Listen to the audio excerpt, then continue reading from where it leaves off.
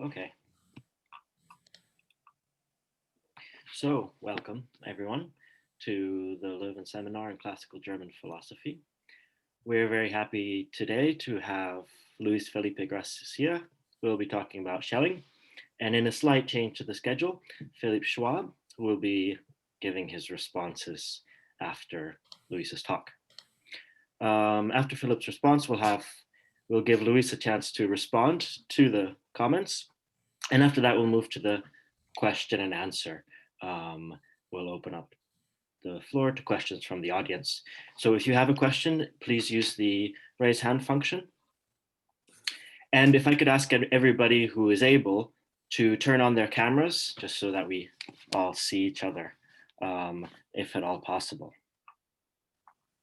Okay, so kicking off will be Luis Fellipe Garcia, who is postdoctoral research fellow at the Alexander von Humboldt Foundation at the Ludwig-Maximilians-Universität München. His area of specializations include classical German philosophy, metaphilosophy, philosophy of culture, and philosophy of nature. His publications include the 2018 book, La philosophie comme Wissenschaftslehre, or the 2018 article, Knowing, Creating, and Teaching, Fichte's Conception of Philosophy as Wissenschaftslehre. And his talk today is entitled A Dynamical Concept of Matter, the Kantian Source of Schelling's Philosophy of Nature. Okay, Luis, the floor is yours. Thank you, Pavel, for the kind introduction.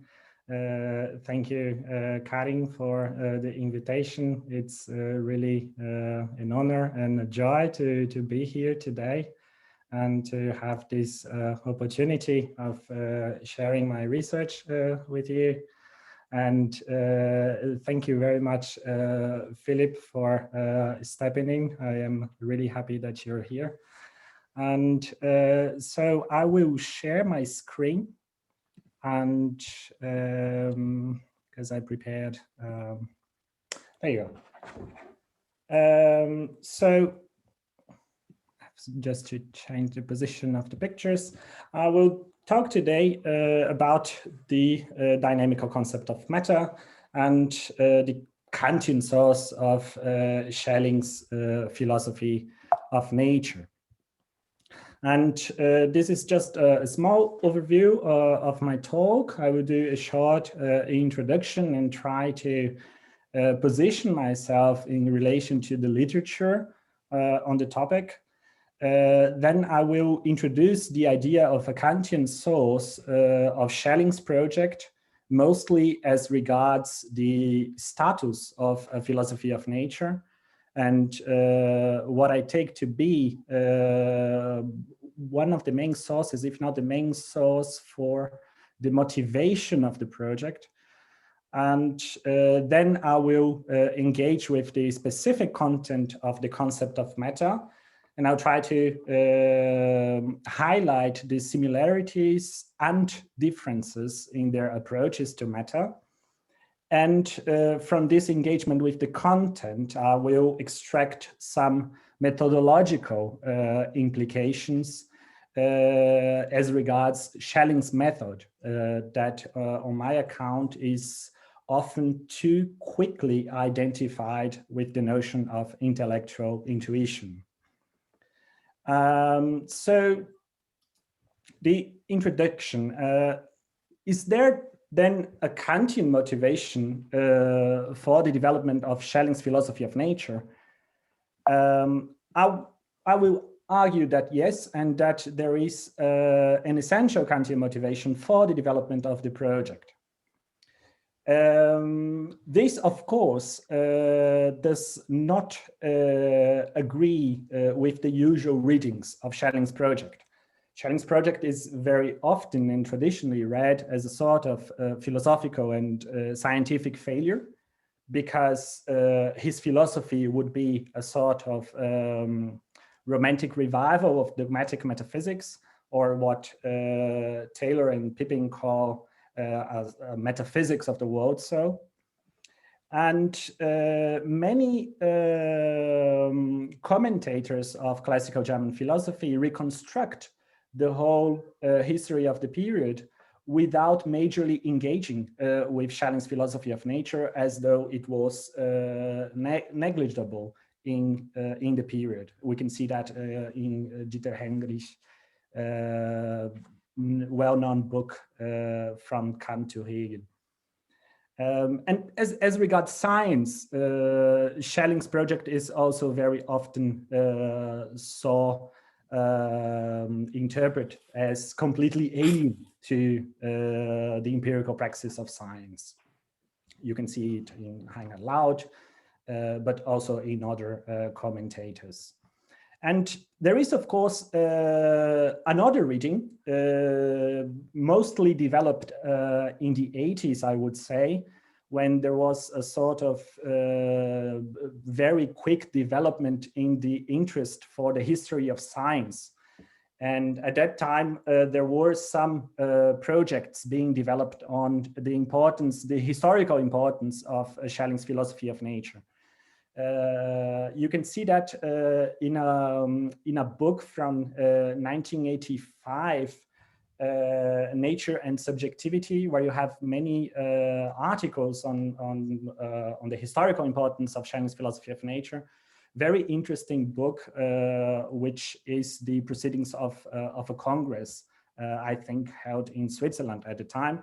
And you have the book of Heuser Kessler that is also became also well known in the field, where she tried to show that Schelling's philosophy of nature had not only a historical importance, but also potentially a contemporary relevance to theories of organization, of self-organization of matter.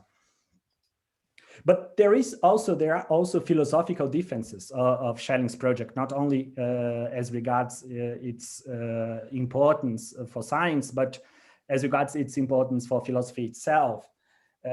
You can see it in the now well-known book of Hamilton Grant, Philosophies of Nature After Schelling, and on Schwenzfeuer book, also a very nice book on the foundations of Schelling's philosophy of nature. There is a third reading, because if you take a look at the first two approaches, you see that the first group takes Schelling's philosophy of nature to be a sort of misconception of transcendental philosophy, and the second group will take it to be an overcoming of transcendental philosophy. So both groups tend to treat Schelling in opposition to Kant's philosophy, be it in a positive or in a negative sense. And the third group try to understand the development of Schelling's project as addressing legitimate problems in a Kantian context. So not a misconception or an overcoming, but really the development of problems that were there in this Kantian context. You can see it both in relation to science, as in John Zamito's now also well-known book, and some articles of Friedman on electromagnetism. And but also the addressing of legitimate problems in the context of philosophy, not only on the history of science. You can see it in Di Giovanni, a very nice article on the development of Schelling's first text on the philosophy of nature in dialogue with Kant's metaphysical foundations. But also Frederick Beiser and Eckhard Förster, they defend also a similar approach, according to which Schelling was addressing legitimate problems that were being developed in this Kantian context. So my claim is that I will sort of follow this third group, because I see Schelling's philosophy of nature as really addressing problems in a Kantian context. But the novelty of my approach, what I take to be the novelty of my approach, is that I would like to focus on the methodological implications of Schelling's approach to the concept of matter. More precisely, I take an essential aspect of Schelling's method to be a consequence of his engagement with Kant's conception of matter in the metaphysical foundations, and the way in which he will try to bring the metaphysical foundations close to the critique of pure reason in order to address the problems that he sees there. So I would like to also to highlight a difference in my approach in what I usually see in the literature. I see in the literature that Schelling's project is usually reconstruct retrospectively from the perspective of the system of transcendental idealism and of the presentation of my system, so the system of identity. And then we engage with what Schelling was doing before that. So this is what I take to be the more traditional approaches, because here is precisely the moment where Schelling is engaging with Fichte in this great debate on the concept of nature. And then when we try to reconstruct what Schelling's approach was from the perspective of this debate. And what I propose to do, and I hope to show that we can extract major gains from doing it, is to engage directly with the first texts Schelling wrote in 1797, 8, and 9. So his first 3 great texts on the philosophy of nature. And then try to understand what happens afterwards on the basis of these first texts.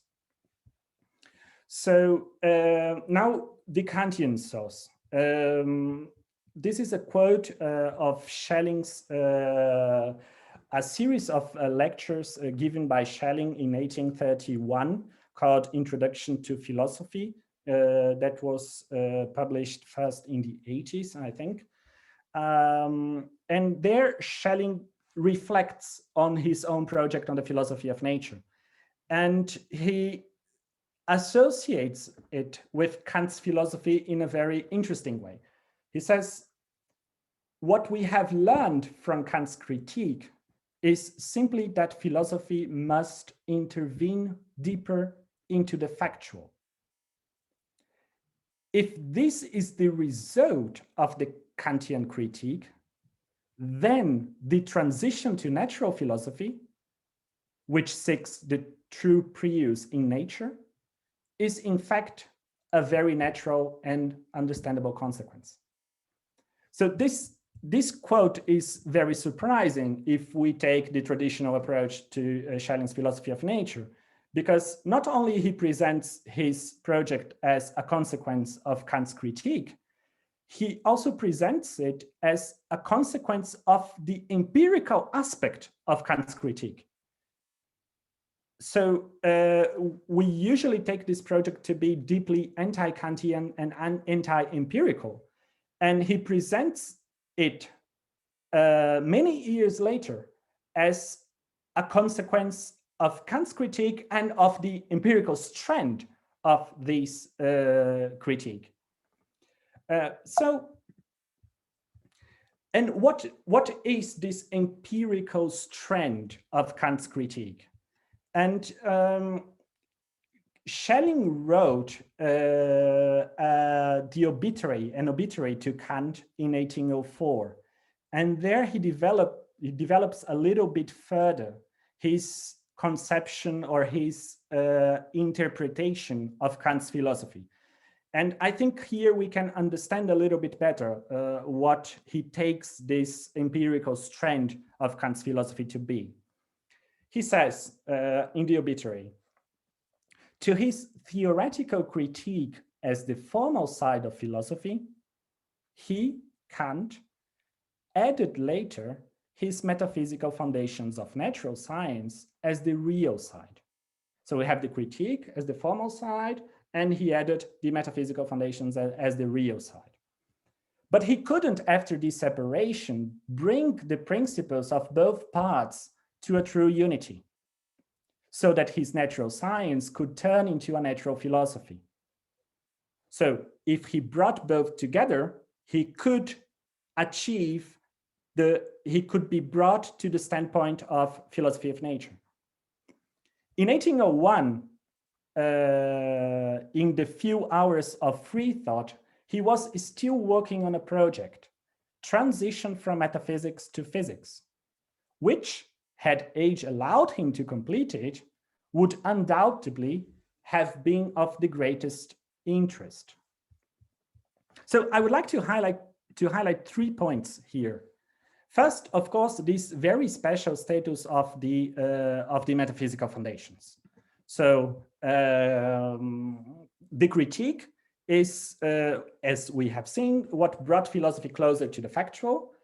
And if the metaphysical foundations presents then the real side of this philosophy, it should, from this perspective, play an essential role in the accomplishment of its task, right? Because it's the real side of it.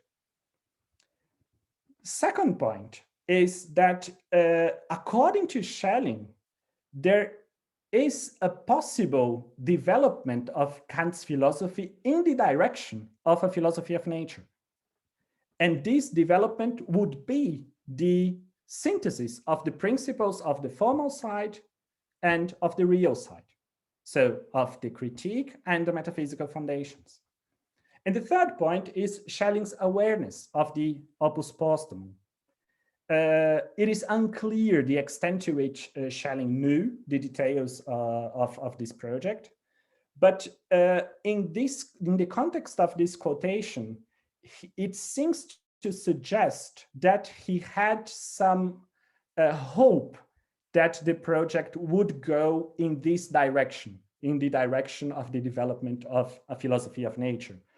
Or at least in the direction of bringing closer the critique and the metaphysical foundations, which is from his perspective would be precisely the development of a philosophy of nature. So I would like to focus, of course, on these 2 first points. So on the importance of the metaphysical foundations and on the relation between the metaphysical foundations and the critique. From Schelling's perspective, of course. So why is the metaphysical foundation so important from Schelling's perspective? So here I extract this schema also mostly from Karin de Boer's book on Kant's Reform of Metaphysics. And I think it is very helpful to understand what Schelling is trying to do. So metaphysics, of course, was subjected to Kant's critique, and Kant takes this distinction from general metaphysics and special metaphysics from the Wolffian context of the development of his project. And in the critique, he treats 3 aspects of special metaphysics in the dialectics. So rational theology, the idea of God, rational cosmology, the idea of the world, and rational psychology, the idea of the soul. Show precisely that these 3 disciplines would have only a regulative role in according to the critique and according to his transformation of metaphysics. What is interesting is the role played by rational physics, because it is not treated in the critique. It is not there as the other disciplines of special metaphysics. But at the same time, it is, according to Kant, the most significant one, because it is the only one that could offer us knowledge that has a constitutive value, that is related to objects of possible experience. So rational physics has a very special status in comparison to the other 3 disciplines. But even though it has this special status, it is not treated in the critique of pure reason. So we will see that this field is explored in the metaphysical foundations. But for now, I would like just to highlight the point that if philosophy is really trying to intervene deeper into the factual, as Schelling takes Kant philosophy to be, so rational physics should play an essential role in it, because it would be this intermediary step to bring philosophy closer to what is being done in the empirical sciences. So let's explore a little bit this third realm. This is a very long quotation, but it is only here to show that Kant did not identify his metaphysical foundations with rational physics, or at least it is unclear to what extent he took the metaphysical foundations to be rational physics. In this quote, he says that the book is not the promised metaphysics of nature, but just an application of it, because it presupposes the empirical concept of matter. It is unclear what Kant here means by metaphysics of nature. Is it the whole systematization of his theoretical philosophy, or is it rational physics itself?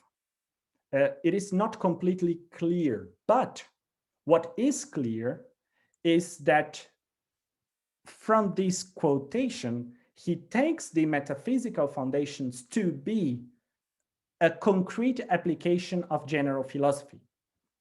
Because he says, I wanted to have something at hand to which I could refer as concrete examples. So it is really a sort of concrete application, be it a concrete application of general philosophy, of transcendental philosophy, or an application of rational physics, depending on how we read the notion of metaphysics of nature. But it also intends to play a grounding role in relation to science. So it is really in this middle field between transcendental philosophy and science. It is applying philosophy, and at the same time, it has this ambition of grounding science, or at least grounding, as he will say in the metaphysical foundations, the application of mathematics to science and so on. So it is in this middle ground. And this special domain is the domain that I would like to isolate, because I think it is the same domain in which Schelling will develop his own project. So in the Ideas for a Philosophy of Nature, Schelling will present his project precisely in those terms. He will first say that his ideas is an application of philosophy. So he will say that applied theoretical philosophy is what he calls philosophy of nature. So, of course, we could always ask ourselves, is this pure theoretical philosophy identical to transcendental philosophy? And I would claim that yes, because he defines it as an investigation of the reality of our knowledge in general, which is pretty close to what Fichte was doing at the time, but also to what Kant very often does in his definitions of this word, even though the word is very rich. And in relation to science, Schelling presents his project, both quotations here are extracted from the preface, as an interpretation of nature. It is very interesting, the whole quotation. I read it because it could help us better understand what he's doing. He says, "It is true that chemistry teaches us to read the elements. Physics teaches us to read the syllables, and mathematics to read nature. But one must not forget that philosophy is entitled to interpret what is read." So we have something that we can read thanks to science, thanks to chemistry, physics, and so on, and mathematics. And once we read it, then we can interpret it. So we have to begin by reading it, and then we can try to extract an interpretation. And this is precisely Schelling's procedure in the book, because in his ideas, his ideas for philosophy of nature is divided into 2 books. And the first book is an engagement with the science of the time, mostly with chemistry, electricity, and magnetism. And the second book is the one where he tries to give his interpretation of what he has read through the first book, of what science was reading at the time, according to him. So, of course, we can always ask if this notion of interpreting the science of the time is similar to what Kant was trying to do as grounding a certain aspect of science. But I take it to be very similar, because it is what Schelling will do in the second book, really try to ground or at least legitimate some procedures. And try to show that his approach would better explain a lot of these problems. So this was just to show a sort of structural similarity. And now I want to focus on more specifically on the content, on the concept of matter. As we all know, Kant presents his metaphysical foundations, the aim of the book, as to grasp the principles of construction of the concepts that belong to the possibility of matter. And his method is a sort of analysis, a dissection of the concept of matter in general. And this is precisely what you see in the book, that is divided in 4 chapters according to his table of categories. Schelling as well, he is not as clear as Kant in relation to the aim of the book, but he presents the notion of matter as the most fundamental one to understanding the building of nature, or what he calls the building of nature. He says the raw matter, just matter, insofar as it is only considered as the filling of space, is the only solid ground, is only the solid ground and soil from which the building of nature is first erected. And we will see in his book that the results of the engagement with the science of the time is the elaboration of a dynamical theory of matter in the second book.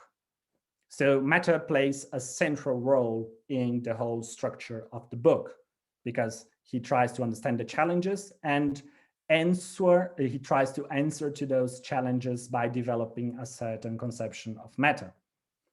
So if we take the structure of both books, you will see that there are some differences.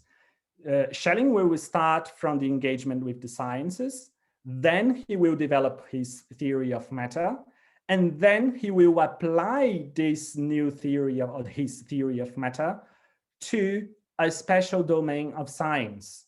And here in the ideas is chemistry.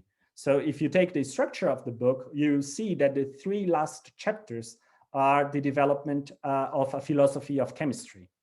So he starts from the science, develops a theory, and then try to apply the theory to the science. If we take the structure of Kant's book, it is of course very different, because Kant is mostly concerned with the possibility of applying mathematics to the doctrine of bodies. So it is a more straightforward argument. I try to show that there are some concepts that enable us to do this application that is essential to understand what science is and to ground science as such. So just as an overview of what we saw. So there are structural similarities as regards the systematic position, as regards also in the whole system of philosophy, as regards also the role they are supposed to play, because they are an application and grounding, an application of philosophy and grounding or interpreting of science. And there is also, of course, the similarity as regards the central concept. So the central concept of the investigation is the concept of matter. And now we go to the central point, the concept of matter. Both philosophers will present matter as something to be dynamically explained. And what does it mean? Matter is taken to be the product of the forces of attraction and repulsion. But there is a subtle difference that perhaps is that will be very significant afterwards. Kant develops a dynamical approach to matter because, of course, matter is given or assumed as an empirical concept. And he proposes that his dynamical approach would be better suited to explain the different determinations of matter, and particularly the determination by which it fills space. Schelling will present his approach as a dynamical concept of matter. So as the better suited approach to explain what matter is, not the determinations of matter, but the very nature of matter. And where matter here is understood as precisely this filling of space. So filling of space is not a further determination of matter, but it is what matter is, according to Schelling. So what are then the similarities? So the most evident similarity is, of course, the fact that both of them take this dynamical approach to be the better suited or better than the mechanical approach in order to respond to some challenges. So both of them will take the dynamical in opposition to the mechanical. We already saw that the dynamical is this approach that takes matter as a sort of product of forces of attraction and repulsion, whereas the mechanical one is the one that will take matter as the product of atoms and empty spaces. So from Kant's perspective, according to Kant's approach, the problem of mechanics is its incapacity of explaining density of matter without postulating the notion of absolute void. So this is, according to Kant, the great problem of mechanics. They cannot explain the differences in density of matter because they assume matter to be composed from particles that are completely full. And in order to explain how these particles that are entirely full can generate bodies that have differences of density, you have to show that these bodies are composed from empty spaces. And Kant will say that this notion of absolute void is not something that we can ever experience through experiments. So we can never really empirically prove it. And so he takes it to be a sort of qualitas occulta. We postulate that in order to explain something that we cannot. And then he offers his explanation, which he takes to be better because it does not have to postulate this notion. And this is precisely the dynamical explanation. So we'll have the differences of density because of the differences of intensity of the force of repulsion. And when he presents the dynamics is really interesting because immediately afterwards, he says that all natural philosophy should be a reduction of the apparently different forces to the most basic ones. And this quotation is very interesting because this is precisely what Schelling does in the first book of his ideas. He engages with multiple forces in multiple fields and tries to show that all those forces are reducible to the most basic ones, the forces of attraction and repulsion. And then when he brings all those multiple phenomena back to these original forces, then he elaborates his theory of matter, which is a further step that Kant probably will not subscribe to. But from Schelling's perspective, the problem of mechanics is not the notion of absolute void. It is also the notion of absolute void, but it is interesting that when he develops his argument, he will mostly focus on the notion of absolute full, on the notion of impenetrable atoms. And he does this in his discussion of the mechanical physics of Lesage, and he will base his argument on the problem of the divisibility of space. And he will say, we cannot assume that a particle is indivisible because the notion of divisibility or indivisibility is a possibility or impossibility related to physical experience, but not a logical impossibility. It is always possible that we could eventually divided. So the superiority of the dynamics is explained because we can explain density without using this postulate. And he focused on the postulate of the absolute full more than on the postulate of the absolute void. So a further point, and here is quick, but is also important to what happens afterwards. Both philosophers will also present dynamics as better suited to explain the transmission of movement. Kant will really quickly mention this argument at the beginning of the mechanics, of the chapter on the mechanics. He will say that the mechanical transmission of movement through shock presupposes the forces of attraction and repulsion. It presupposes the dynamics, so we cannot explain it without the dynamics.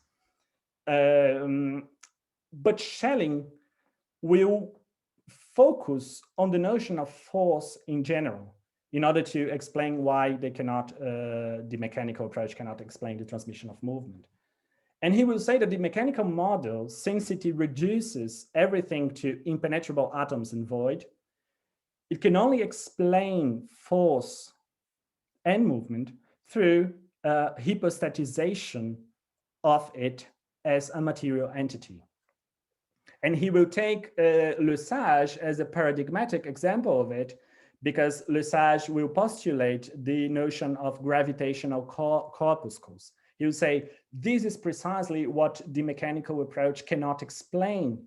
They cannot explain forces because the whole structure of nature is those absolute full, those particles and void. So if they have to explain force, they have to reduce it to some sort of material entity. So this was really just the similarities. And now I want to bring us to the differences. We have already seen in the similarities that there are some nuances there. And these nuances will become a lot more clear now when we see the differences between them. So we saw that Schelling's arguments are focused on the problem of hypostatizing material entities. As substrates explain the feeling of space, such as atoms, or as substrates of forces, such as gravity. Now, what about the relation between matter and force in general? Not only matter and gravity, but matter and force. Is matter a substrate of force?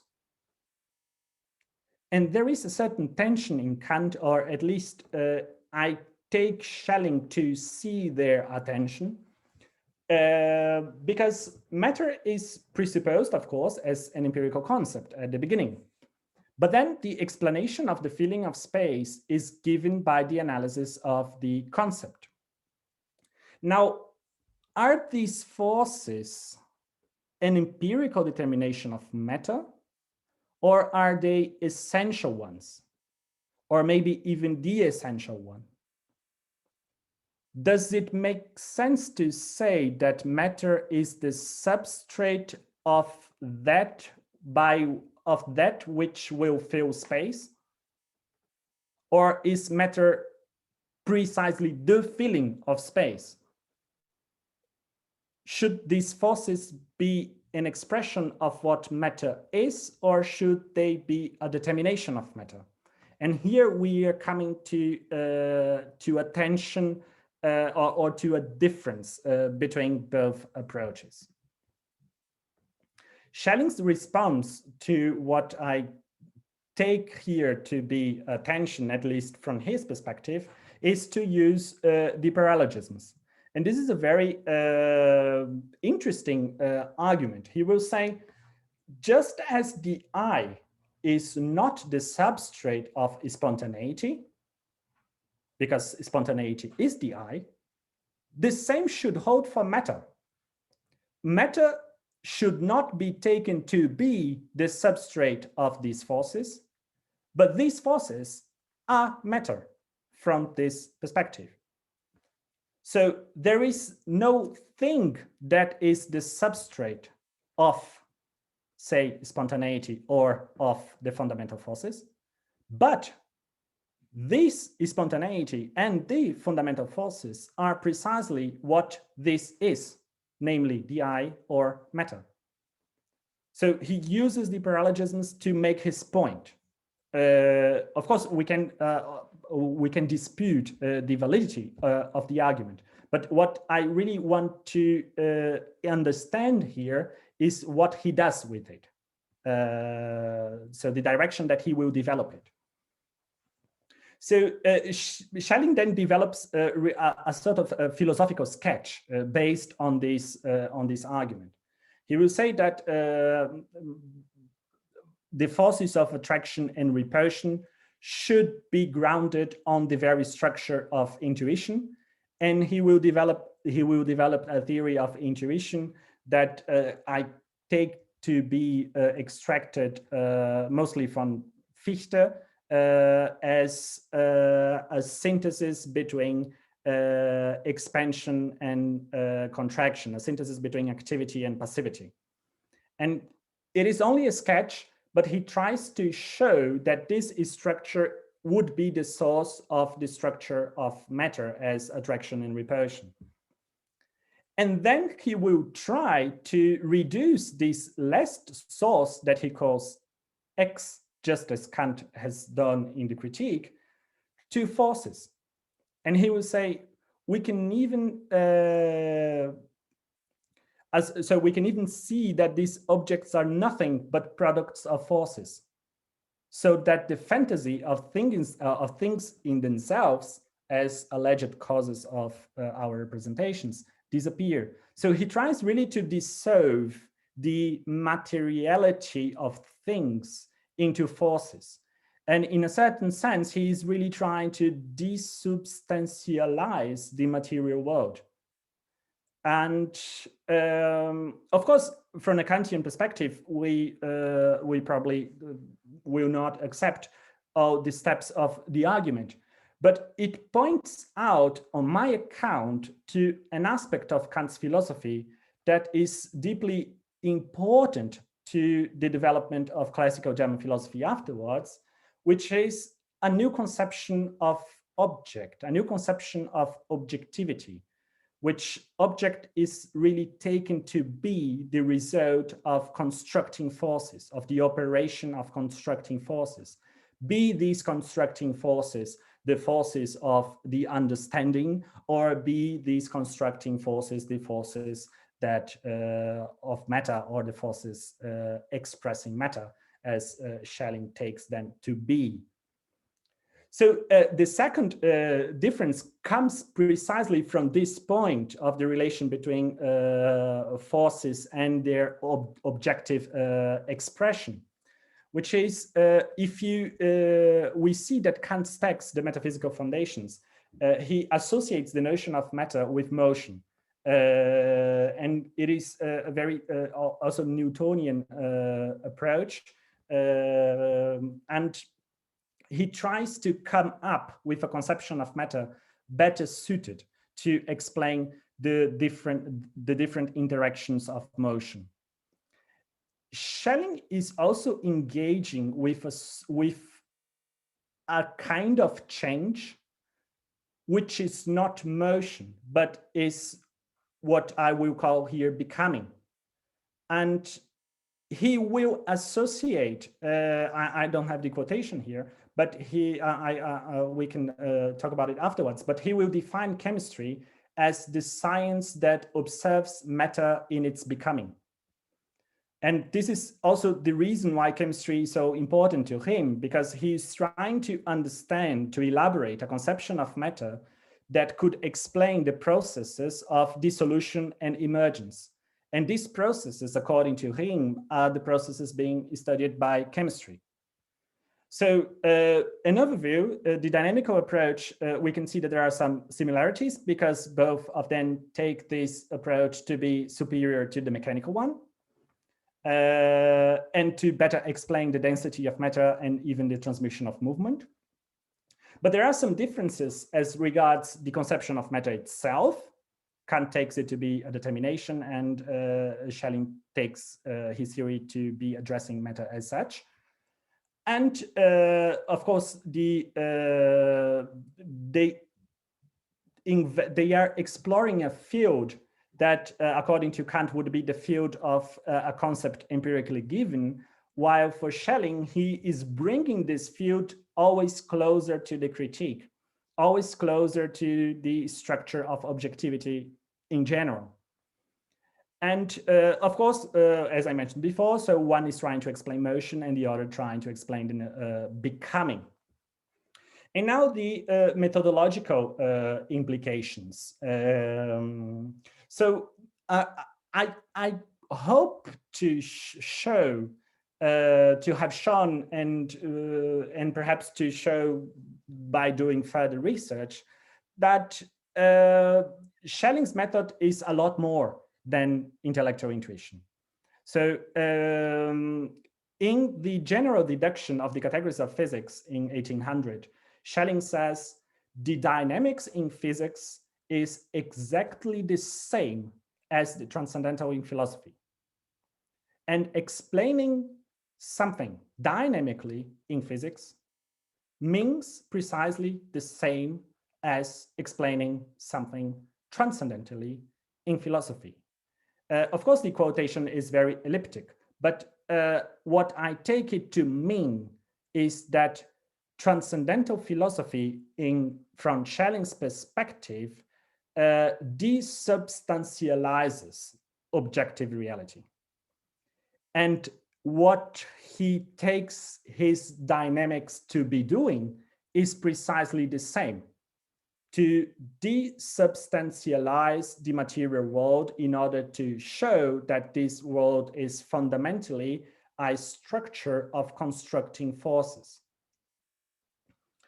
So I see this process of desubstantialization to be always further investigated in Schelling's first three works on the philosophy of nature. So you can see it in the ideas, where he will take precisely objective reality to be the expression of these forces.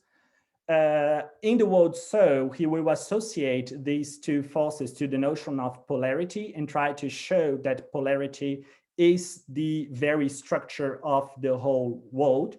And he will famously associate the notion of polarity even to the world. So, and in 1799, he will try to investigate the different levels of the tension between these forces and organize it in a sequence of stages to which the table of categories will offer a map or a guide. And in the general deduction afterwards, it will be very clear how he tries to use the table of categories to organize these stages, even though the text is mostly focused on the qualities of, on the categories of quality and quantity. So in these three works, there is no mention to intellectual intuition at all. And now we go to, this is really just to conclude a very sketchy proposal, a possible reading of what Schelling will then afterwards develop as the notion of intellectual intuition. So intellectual intuition is really commonly associated and correctly associated to this notion of the immediately positing of the object. And the best example is the way in which Fichte will use the notion of intellectual intuition to say, so when I have this consciousness of myself being, this consciousness posits the object by its very activity of being conscious. So it is the spontaneity, the very activity posits the concept, the object. But of course, it is a very different conception of object here. But the point is that the I am is a notion of being very different from the it is. So the am and the is are very different. And this is also what Eckhart Forster in his book on the 25 years of philosophy takes Fichte's great intuition to be, to use also a very famous expression. But Fichte will also present another aspect of intellectual intuition that I take to be highly interesting and maybe also relevant in this context.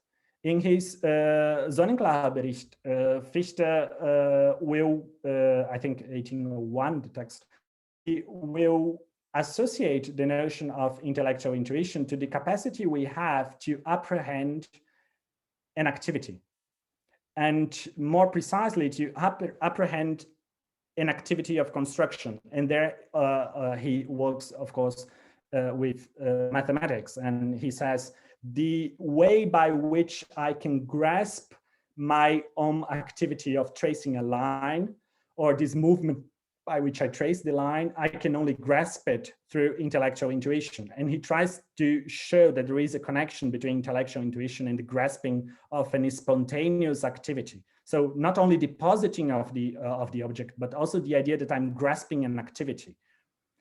And I take Schelling to be going in a probably similar direction when he uses the notion of intellectual intuition afterwards in the context of his philosophy of nature. So not only the positing of the object, but really this idea that I am grasping a force, I am grasping a constructing activity. So in the literature, sometimes it is sad that Schelling misunderstood Fichte's distinction between this I am and it is. But I take Schelling to be exploring not the notion of being as is, but the notion of being as becoming. And when we understand being as becoming from this perspective, we would need a different kind of epistemic activity or epistemic notion to explain the way in which we grasp it. But it is really just sketchy, but I think it connects to what we were doing before, and also to the idea that Schelling will not use the notion of intellectual intuition until then, but then afterwards he will.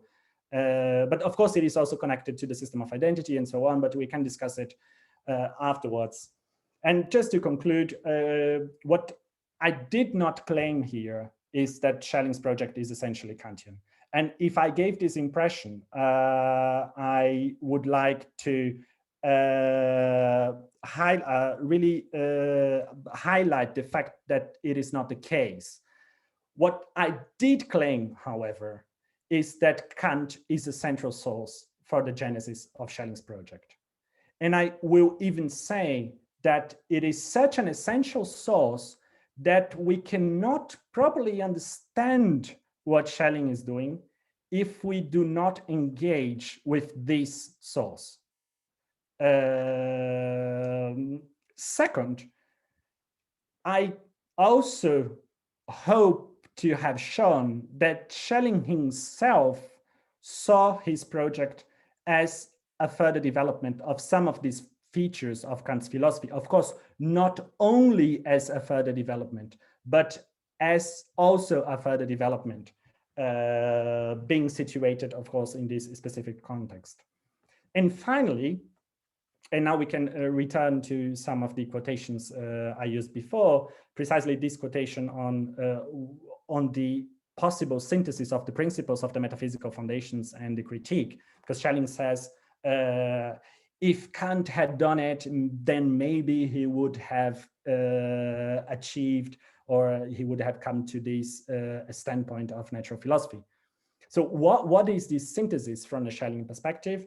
And here is also only a proposal. I take it to be the synthesis between the dynamical approach to matter and the desubstantialization of objective reality, which is, on my account, what he takes from the critique of pure reason in the context of his philosophy of nature. So thank you very much.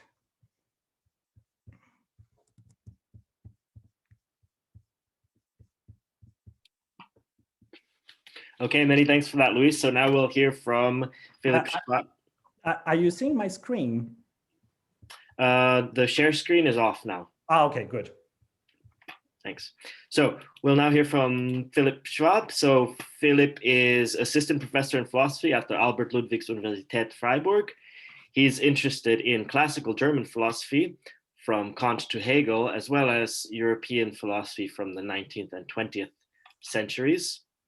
Among his many publications, I'll just mention a couple: the article from 2015, Non-Ground and the Metaphysics of Evil, from Heidegger's first Schelling seminar to Derrida's last reading of Schelling, and the book, the 2012 book, Der Rückstoß der Methode, Kierkegaard und die indirekte Mitteilung. Okay, Philipp, the floor is yours. Yes, thank you very much for the kind introduction, and thank you very much, Louis, for this rich and illuminating paper. So there's a lot to discuss about this, and I will just touch on some brief issues. So let me say right away that I basically fully agree with a lot of what you're saying, and I really like it, and I think it's really also important work to do. So I think also it's very unfortunate that Schelling has long been labeled as a romantic philosopher of life and so forth. And I think you're doing very important work in highlighting what the background is of what Schelling's really doing.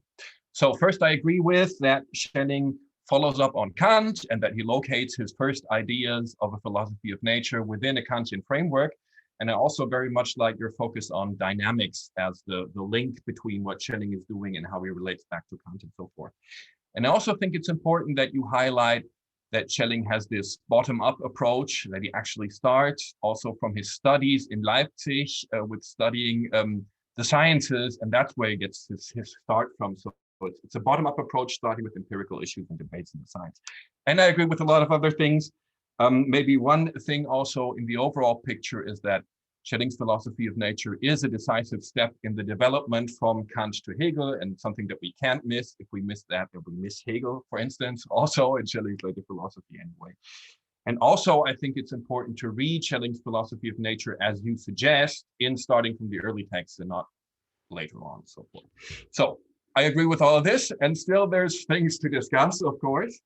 And as I said, I will limit myself, and I will limit myself to sort of the basic Schelling question involved in your project, and that is the puzzling and somewhat disturbing question, what Schelling's philosophy of nature actually is in relation to Kant.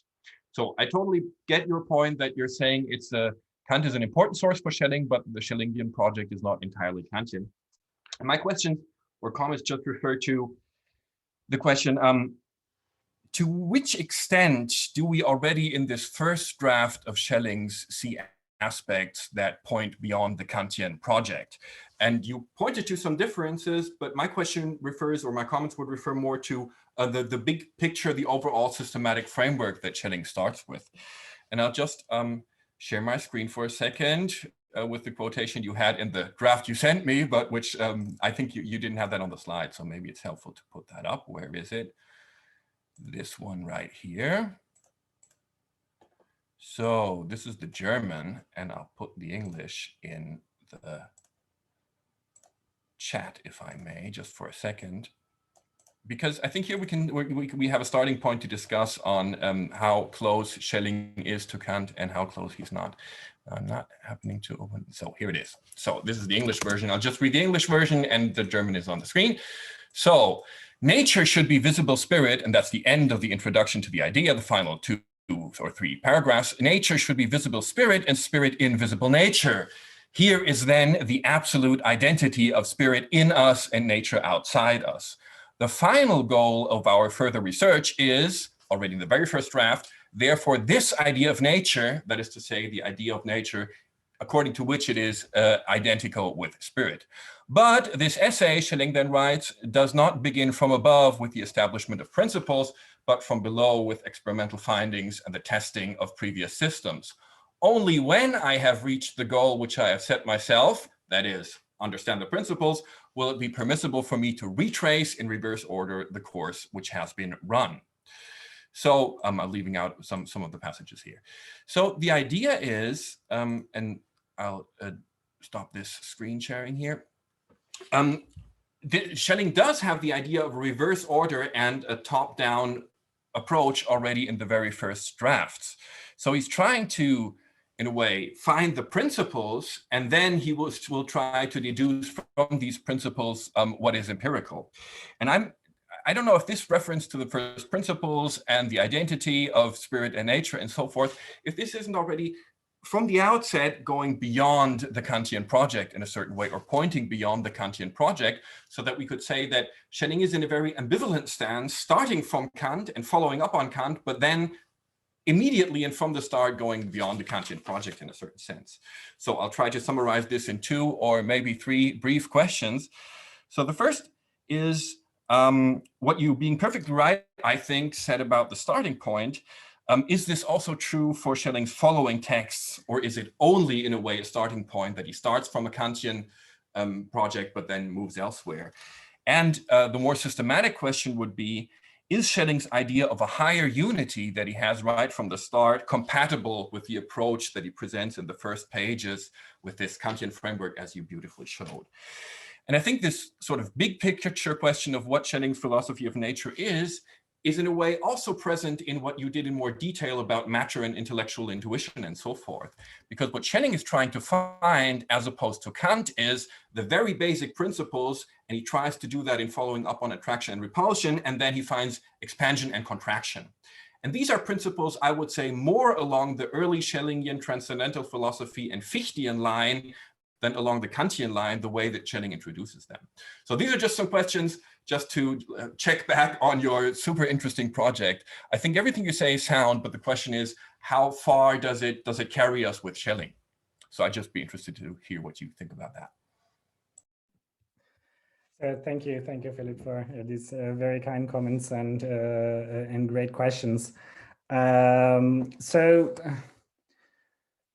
first of all, I think that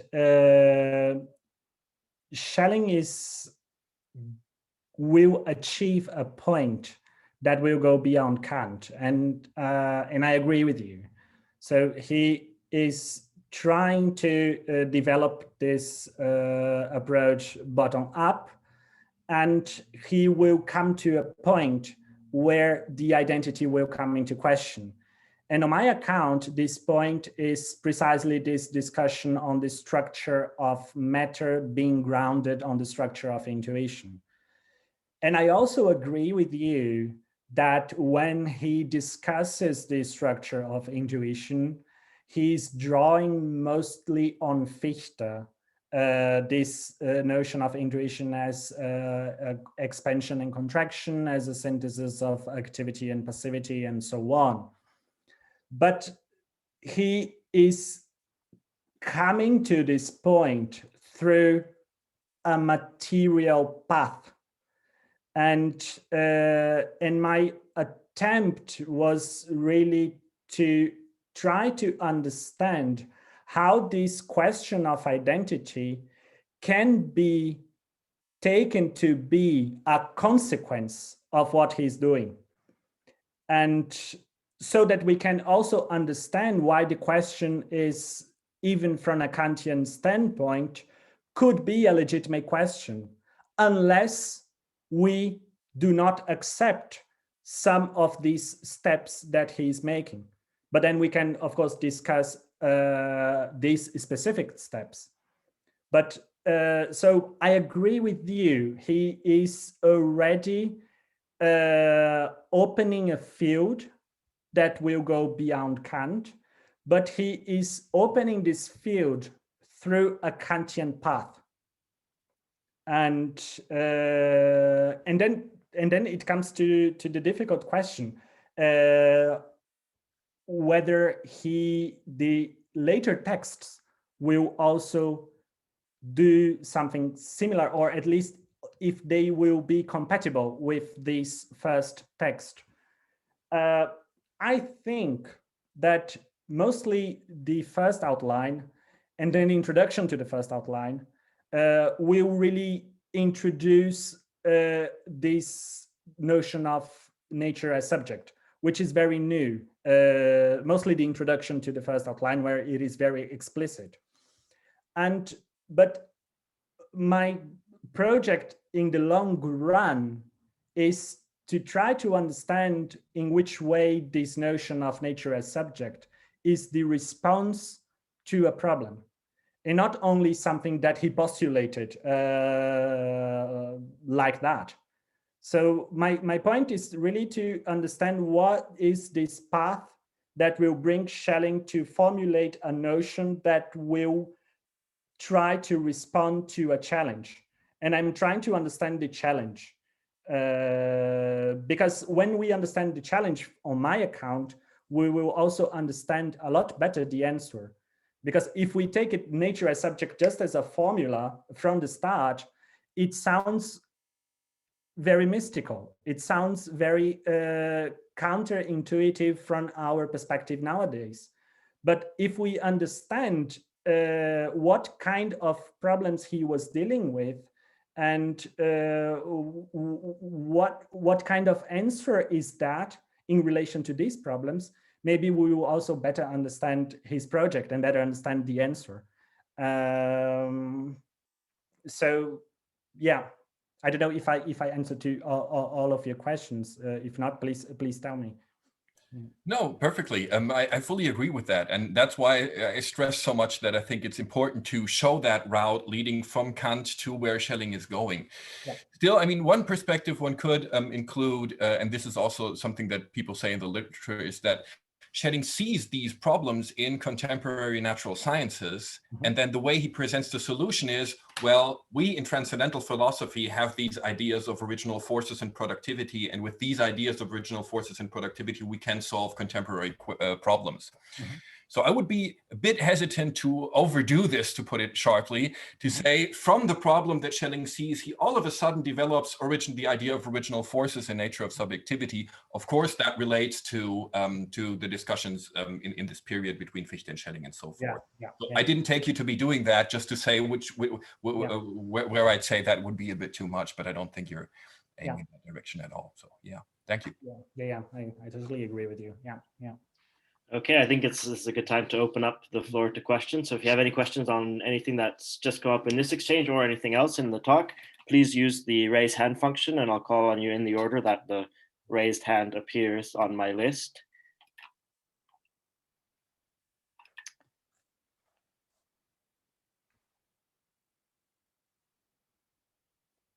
So we have first question from Meghan Sudan.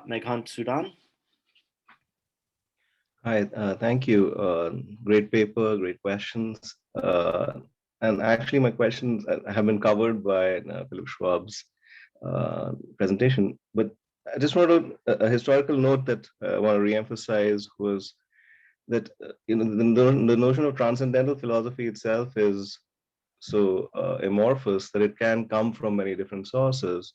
And I was just actually reminded of Manfred Baum's sort of location of the early Schelling coming from a lot of his Plato reading, and how he, how that informs his take on transcendental philosophy. So it feels like it's very hard to, I'm sort of underlining Philip Schwab's questions too. It's very hard to sort of find a source, while it is obvious that he is working through the metaphysical foundation of natural science.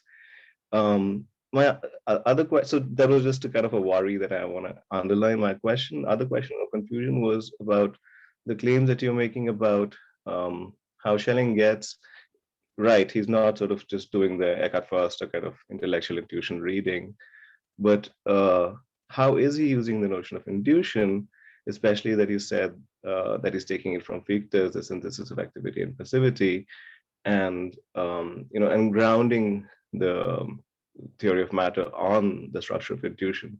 And that I found a little confusing to follow. That what is he doing? What is the notion that he's taking? And how is he not taking the other part of the notion? So that's really my question. Very good. Thank you. Thank you for your question. So as regards to metaphysical foundations, I think that Schelling directly engages with the text of the metaphysical foundations in the ideas for a philosophy of nature. If you take the structure of the book, you see that these two books, the first book is the engagement with the science, the second book on philosophy, on the philosophical responses to that. And on the second book, you see that the heart of the book, chapters 2, a passage in chapter 3, chapter 4, 5, are a direct engagement with Kant's theory of matter.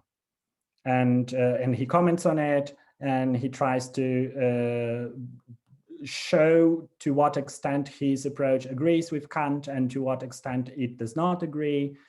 And Plato, in this work on the ideas, is a philosopher that is not being mentioned so often. So if you take the text, you see that in the introduction, he will mention Leibniz and Newton. And then he will mention Kant, of course.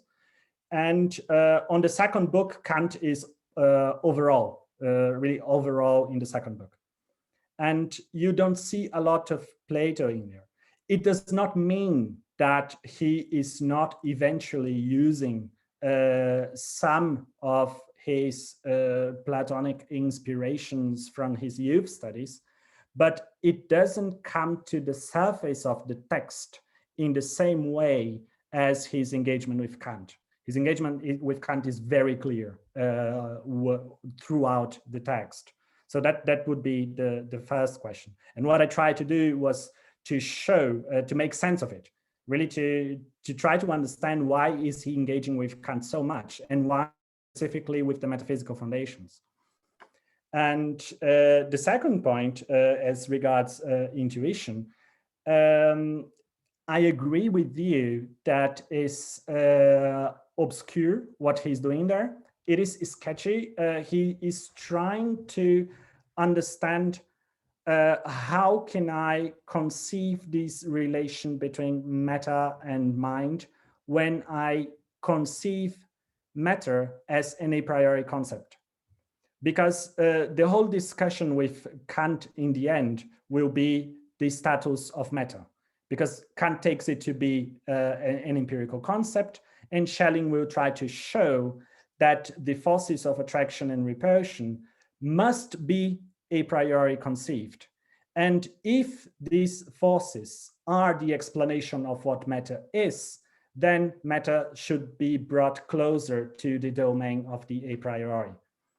And if matter is there, then from a transcendental standpoint, I have to show how they are related to spontaneity. And what Schelling is trying to do there is really try to understand this relation between activity and passivity as a possible ground to the forces of attraction and repulsion.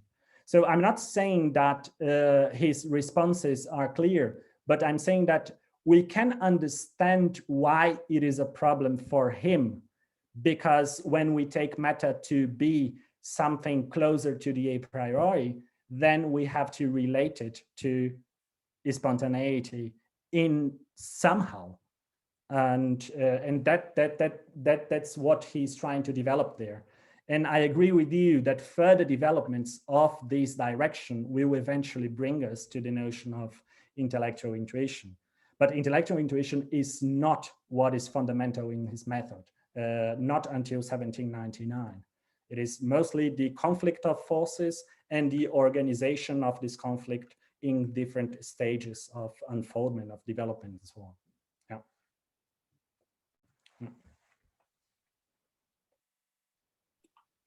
Okay, next up is Stephen Howard. Hi, Lewis. Hi, Steve. Thanks very much for this very interesting talk. I found it extremely interesting. I found myself differing from you a little bit in certain of your interpretations of metaphysical foundations, but where I was, my reading of Kant would have been closer to what you were saying about Schelling. So this could be interesting. And I think one major point is that you presented Schelling as desubstantializing the material world and kind of reducing it to the fundamental forces. And I would ask you whether Kant couldn't be seen to be doing the same thing, because I mean, he talks about material substance in the dynamics chapter, but I would interpret this along the lines of this passage in the Amphiboly where Kant says, we can know nothing of material substance other than the force of attraction and repulsion through which we know it in space. So yes,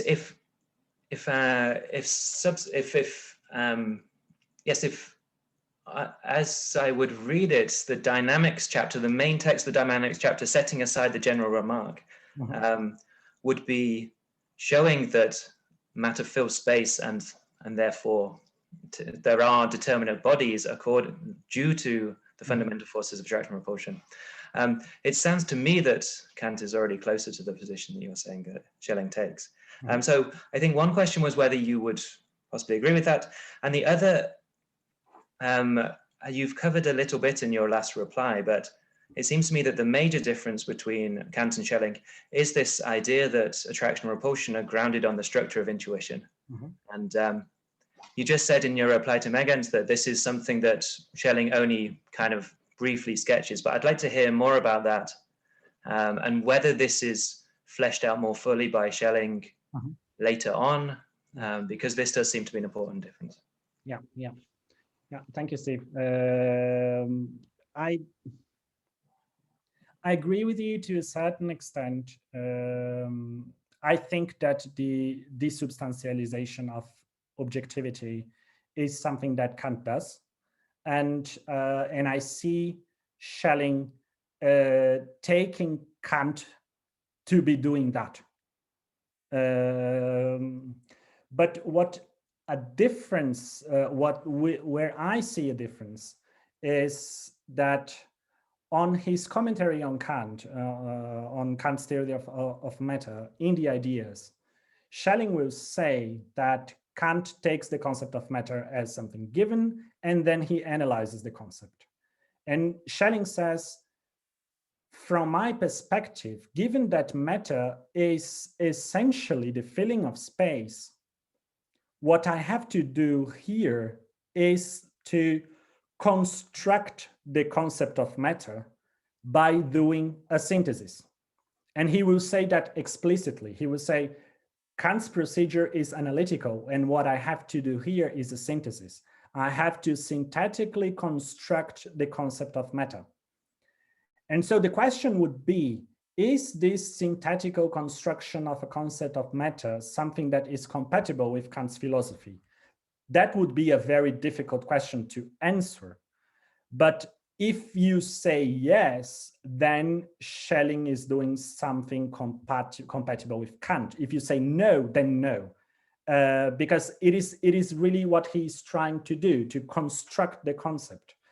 And so to the second point, as regards intuition, and here I think we have a prolongation, extension of the previous point, because if matter is to be synthetically constructed, then from a transcendental standpoint, I have to trace it back to the spirit or to the human mind to a certain extent. So how do I do that? how do I show that matter is the result of a synthesis a priori? And so what Schelling is developing there as a theory of intuition is an attempt to address this problem. So if I say that matter is a synthesis a priori, so now I have to show it. And how do I do that? And then he tries to develop his theory. I see that there is a subtle, or perhaps not so subtle difference afterwards, when he will just say, okay, I don't have to trace it completely back to spontaneity, or at least not to human spontaneity, but I can only trace back to spontaneity as such. And this spontaneity is nature, or is in nature. And this will be, of course, the tension. So it is not the spontaneity of the I, but it is a certain spontaneity that nature itself is. So yeah. So that's why he will talk about self-construction. He will not talk about the construction of matter in the deduction. He will say it's not a construction of matter, but the way in which matter constructs itself. So now he's going in a direction that will not be compatible with Kant anymore, but yeah. Thanks. Henny Blummer. Well, in fact, I had more or less the same question as Steve, but I will perhaps elaborate a little bit on it and ask another question. The connection between subjectivity and objectivity of matter perhaps could also be found in the metaphysical foundations if we pay attention to the fundamental determination of matter as the movable. And the explanation that Kant gives for this is that the fundamental determination has to be movement, because only in this way can it affect our senses. And it's so in at the highest point, so to say, of what one could call the analysis of the concept of matter, you have a starting point where objectivity of matter and subjectivity of the sensing subject are connected. And that's perhaps the first point. And then a second point is a little bit going back to Steve's question. When you replied to Steve, you said, well, if metaphysical foundations is an analytic enterprise, then it's not compatible. But I don't see how it could be analytic. Well, I mean, this would mean that the determinations of matter are part of the concept of matter in a way that is self-evident for everybody. Whereas I think if we develop the concept of matter by using the categories, we add, so to say, synthetically determinations to it. So thanks a lot for, I also found your talk very interesting. Thank you, Henny. That's also a great question. So my point is that not that if the metaphysical foundation is analytical, then it is incompatible. But my point is, if from a Kantian perspective, a synthesis a priori grounding the notion of matter is something that we cannot do, then what Schelling is doing is not something that from a Kantian perspective we would accept. But if we say yes, that we can do a synthesis a priori grounding and explaining matter, then yes. So it regards the synthesis, my point. If we do an analysis or not, it's the same. But the point is, can we do a synthesis? And this is what Schelling is saying. And he is also, on my account, cautious when he talks about Kant, because he does not say Kant does an analysis and so it's different from, it's incompatible with what I do. No, he says, Kant's standpoint is different from mine. He takes the concept of matter as a given. This is not what I'm doing. What I'm doing is I'm trying to show that I should construct this concept through a synthesis. And once constructed, then I can I can analyze it back. And when I bring the concept to this point of construction, then I can follow Kant in everything he's doing afterwards in the metaphysical foundations. So the question is, from a Kantian perspective, can I do the first part of the movement? That is constructing matter a priori based on a synthesis and so on. So I agree with you that the metaphysical foundations is really, there is a big tension there between empirical and a priori. And sometimes he goes more in the direction of synthesis and sometimes more in the direction of analysis. But what he does say is that matter is given and that he is analyzing determinations of matter. And the difficulty is to understand what determinations of matter mean. Is it determinations of a substrate? If it is determinations of a substrate, Schelling will not agree with that.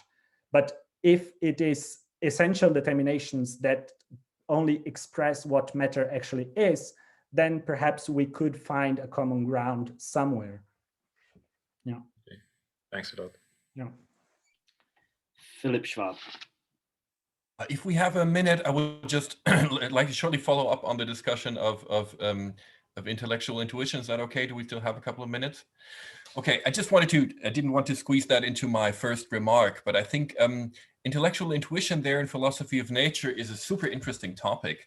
And one remark is, I do think historically that it is, that Schelling has it in about the same years. So he's writing these articles, Allgemeine Übersicht, and there he has sort of a dynamic conception of intellectual intuition, which should be interesting for what you're doing there, precisely where you're locating the difference between Kant and Schelling. And I think also in the first outline, although he doesn't use the term intellectual intuition, he has this idea of an infinite intuition quite in the first pages. And this must be an intellectual one, sort of intuition. And I think already the way that you're putting it, it's pretty clear why Schelling has to have something like that. Because if he wants to construct matter as an a priori concept and says, this is in a way the missing principles in Kant, as Fichte and Schelling had done with transcendental philosophy before. So now in philosophy of nature, the missing principle is in a way the attraction-repulsion or expansion-contraction figure. Then to understand these as a priori concepts, you need some sort of an intellectual intuition, otherwise you won't be able to grasp them. So there's several forms of intellectual intuition, and I think your argument was basically, it is not this one unity intellectual intuition that he has, where he refers to the Fichtean I or the absolute as such, but it's a more dynamic one. And I think especially in these general overview, Allgemeine Übersicht über die philosophische Literatur, he does develop a dynamic understanding of an intellectual intuition. And I think he has that in the background where you locate the difference between Kant and Schelling. So I just to suggest that. Yeah. I totally agree. And I think he uses also on the text on the I, the notion of intellectual intuition. And he has the notion already. And my argument was really in this going in this direction that you just mentioned. So we try to understand the problem and the development of a certain notion that will further be identified with the intellectual intuition. But I didn't want to use from the start, as he does not use, so that we can avoid the identification of intellectual intuition with a certain definition. Because when we do that, we lose a lot of what he's doing.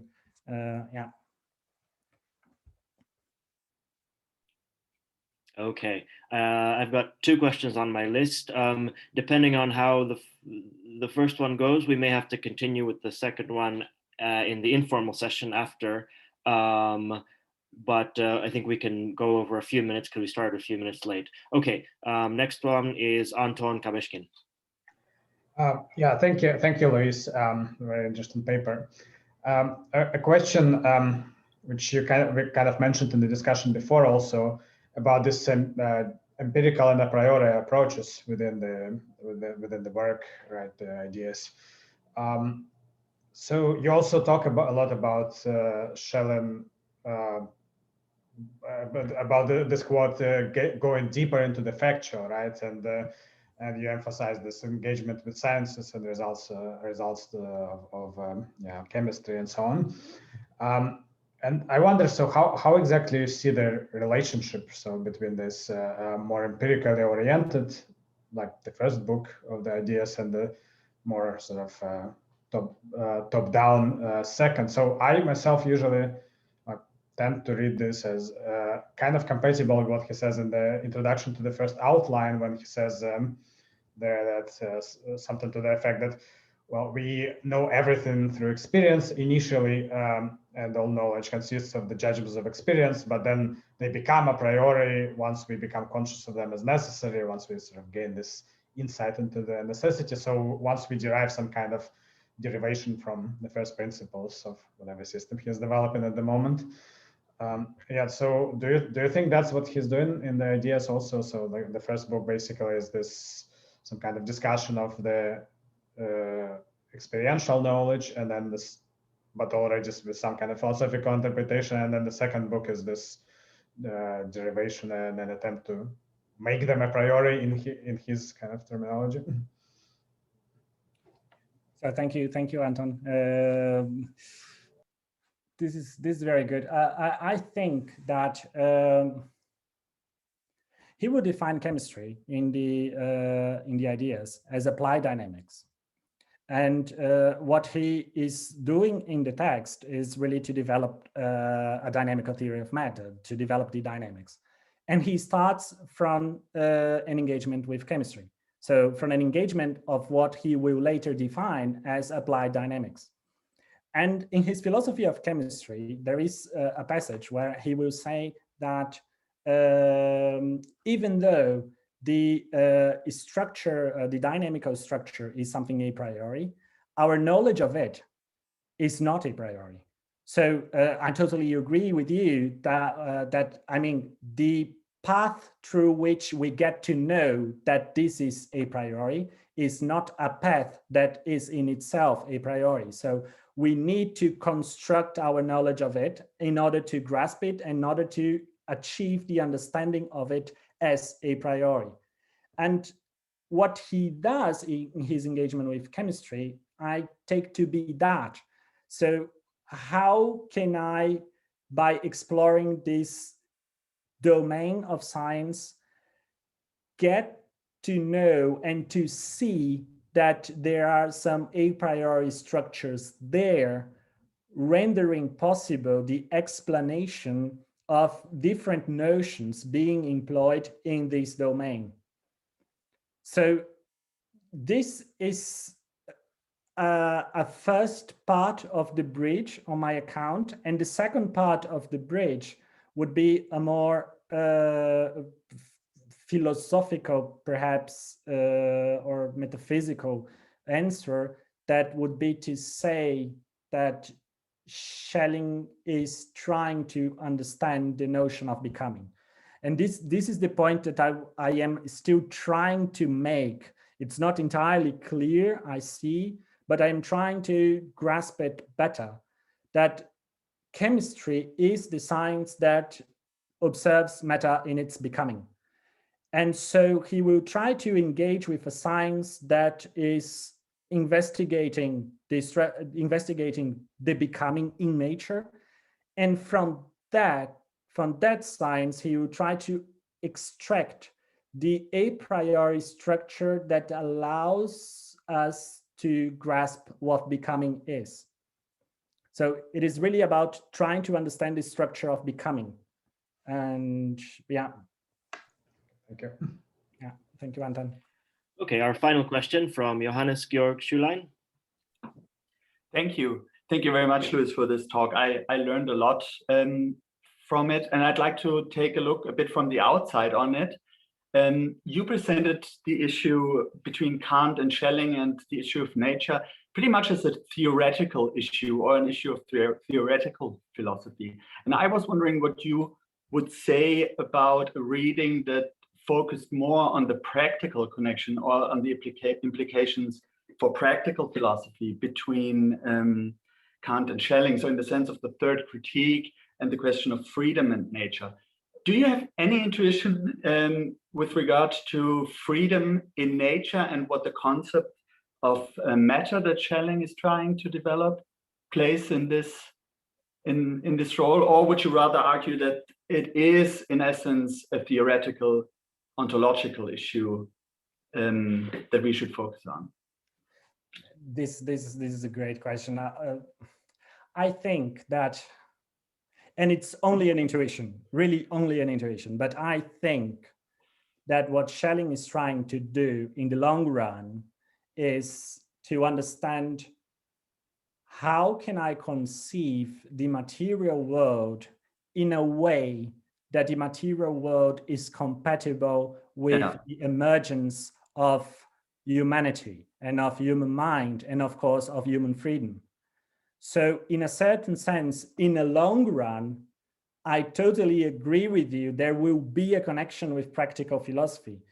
And it is very interesting that on his essay on freedom, he will mention the philosophy of nature again. And he will say that the philosophy of nature is something that made possible what he will do there in the essay on freedom. So in a certain sense, I think that he is trying to understand how matter should be conceived so that we can understand mind as emerging from it. So, yeah. Okay, excellent. Thank you very much. So before we move, before we bring this to a close, I'll leave afterwards the session open for an informal chat. Before we do that, I'd like to mention our next event, which is already on May 6th. It's a book launch for the volume Women and Philosophy in 18th Century Germany, which is edited by Corey Dyke, and it will include contributions from some of the contributors to the volume, including Stephanie Buchenau, Christian Leduc, Anne Pollock, and Reed Vinegar. Okay, so please join me in thanking Luis for the excellent talk, and for Philip for his penetrating comments, and for everybody who's participated and audience.